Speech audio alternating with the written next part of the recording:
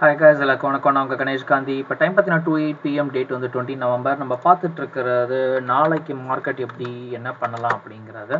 So நாளைக்கு வந்து 21st Thursday.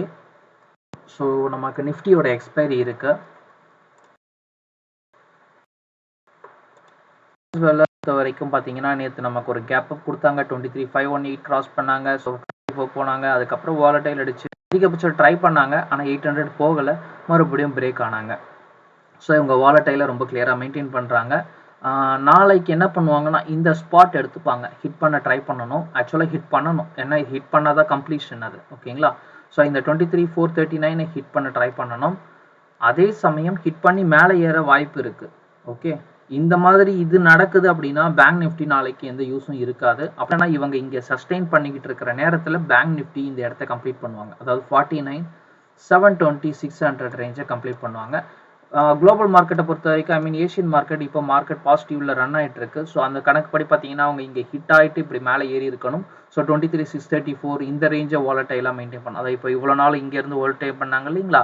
13ஆம் தேதியிலேருந்து 18ஆம் தேதி வரை இங்கே மேனேஜ் பண்ணிட்டு இருந்தவங்க இந்த இடத்துல மேனேஜ் பண்ணி கொஞ்சம் கொஞ்சமாக எடுத்துகிட்டு போக ட்ரை பண்ணலாம்.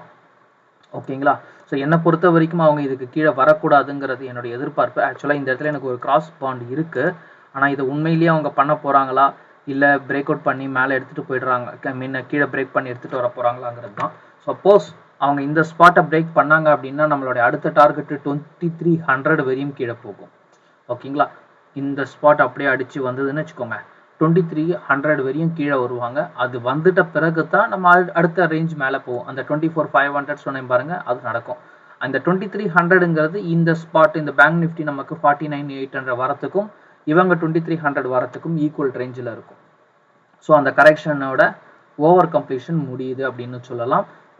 ஐ மீன் வேவ் சார்ட் படி, வேவ் தியரின்னு சொல்லுவாங்க இல்லைங்களா, அந்த தியரிப்படி நம்ம கான்செப்ட் படி பார்த்தீங்கன்னா ஒரு ஸ்பாட் இந்த இடத்துல ஆல்ரெடி பிரேக் அவுட் பண்ணி இப்போது 22,600 போகணும் அப்படிங்கிற எதிர்பார்ப்பும் நம்மளுடைய மைண்ட் செட்டில் இருக்குது.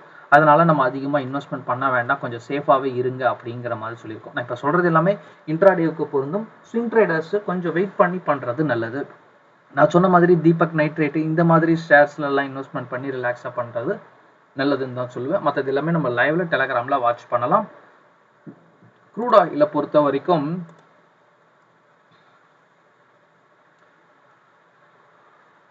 க்ரூட் ஆயில் ஃபியூச்சர் முடிஞ்சிருச்சா?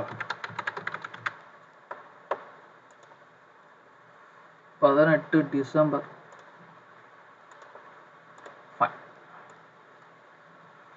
ஸோ க்ரூட் ஆயிலை பொறுத்த வரைக்கும் நம்ம 1 hour சார்ட் எடுத்துக்கலாம். ஓகே, வாலட்டைல் தான் கொடுக்க போகிறாங்க, நம்ம வெயிட் பண்ணலாம். மறுபடியும் இந்த ஸ்பாட் கிட்டக்க வருவாங்க. அந்த 5,600 கிட்டக்க வந்தவொடனே புட்டா கால் ஆப்ஷன்ஸ் வாங்கிக்கலாம். ஓகேங்களா? அப்படி இல்லைன்னா மேலே எடுத்த பிறகு நீங்கள் வாங்குறீங்கன்னா கூட ஸ்டாப் லாஸ் ஹிட்டாக வாலட்டைல் ஃபேஸ் பண்ணி தான் நம்ம ட்ரேட் பண்ணுற மாதிரி இருக்கும். எனவே நம்ம அது லைவில் இருக்க சொல்ல பார்த்துக்கலாம். ஓகேங்களா? ஸ்விங் ட்ரேட் இப்போதைக்கு எதுவும் பண்ண வேண்டாம், ஃப்ரீயாக விட்டுருங்க.